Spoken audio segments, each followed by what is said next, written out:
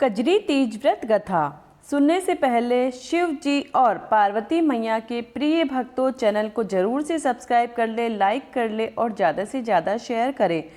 माँ पार्वती और शिव भगवान की कृपा आप पर सदैव बनी रहे। कजरी तीज व्रत कथा का महत्व तो जैसा कि आपको पता है, हिंदू धर्म में कजरी तीज का विशेष महत्व माना जाता है। यह त्यौहार भी सावन महीने की हरितालिका तीज की तरह ही मनाया जाता है। इस दिन सुहागिन महिलाएं अखंड सुहाग की मंगल कामना के लिए यह व्रत रखती हैं और पूजा करती हैं। इस व्रत में कजरी तीज कथा जरूर पढ़ी जाती है, वरना व्रत का पूर्ण फल प्राप्त नहीं होता है। इस व्रत को करने वाले भक्तों के लिए इस कथा का पाठ करना बहुत जरूरी माना जाता है। तो आइए पढ़ते हैं कजरी तीज व्रत कथा। प्राचीन समय में एक गांव में एक गरीब ब्राह्मण पति पत्नी रहते थे। उनकी आर्थिक स्थिति इतनी दयनीय थी कि वे 2 समय के भोजन का भी प्रबंध बड़ी मुश्किल से कर पाते थे। ऐसे में जब भाद्रपद महीने में तृतीया तिथि को कजरी तीज आई तो ब्राह्मण की पत्नी ने कजरी तीज का व्रत रखा। ब्राह्मणी ने ब्राह्मण से कहा, आज मेरा कजली माता का व्रत है, आप कहीं से चने का सत्तू ले आइए। इस पर ब्राह्मण बोला, घर में जरा सा भी धन नहीं है, मैं सत्तू कहाँ से लाऊं? तब ब्राह्मणी ने कहा, ये मैं नहीं जानती, आप चाहे चोरी करो या डाका डालो, लेकिन चने का सत्तू लेकर आओ। यह बात सुनकर ब्राह्मण परेशान हो गया कि आखिर बिना धन के वह सत्तू कहाँ से लाए। रात का समय था। ब्राह्मण घर से निकला और एक साहूकार की दुकान पर पहुंचा। वहां उसने देखा कि साहूकार के साथ साथ उसके सभी नौकर भी सो रहे थे। तब वह चुपके से दुकान में घुस गया।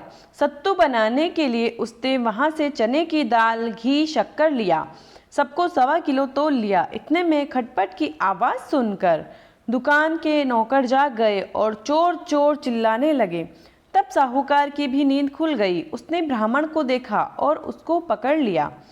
तब ब्राह्मण ने बहुत विनम्रता से साहूकार से कहा कि मैं चोर नहीं हूँ, मेरी पत्नी ने कजरी तीज का व्रत रखा है, मैं केवल 1.25 किलो सत्तू लेने आया था, लेकिन सत्तू न मिलने पर सत्तू बनाने की 1.25 किलो सामग्री लेकर जा रहा था, आप मेरी तलाशी लेकर देख लीजिए।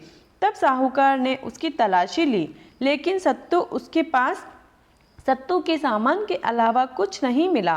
ब्राह्मण ने कहा, हे साहूकार, चांद निकल आया है, ब्राह्मणी मेरा इंतजार कर रही होगी।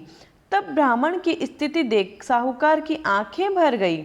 नम आंखों से साहूकार ने कहा, आज से आपकी पत्नी को मैं अपनी धर्म बहन मानता हूँ। इसके बाद उसने ब्राह्मण को सत्तू, आभूषण, गहने, रुपए, मेहंदी, लच्छा और बहुत सारा धन देकर ठाठ से विदा किया। सबने मिलकर कजली माता की पूजा की। इसके बाद ब्राह्मण दंपति पर माता की कृपा हुई और उनके अच्छे दिन आ गए। मान्यता के अनुसार इस कथा को जो भी पढ़ता है और सुनता है उसका सब तरह से कल्याण होता है। इस कथा को पढ़ने सुनने वालों के साथ साथ सब लोगों के वैसे ही दिन फिरे जिस तरह ब्राह्मण के दिन फिरे थे। कजली माता की कृपा आप सब पर बनी रहे। बोलो कजली तीज माता की जय।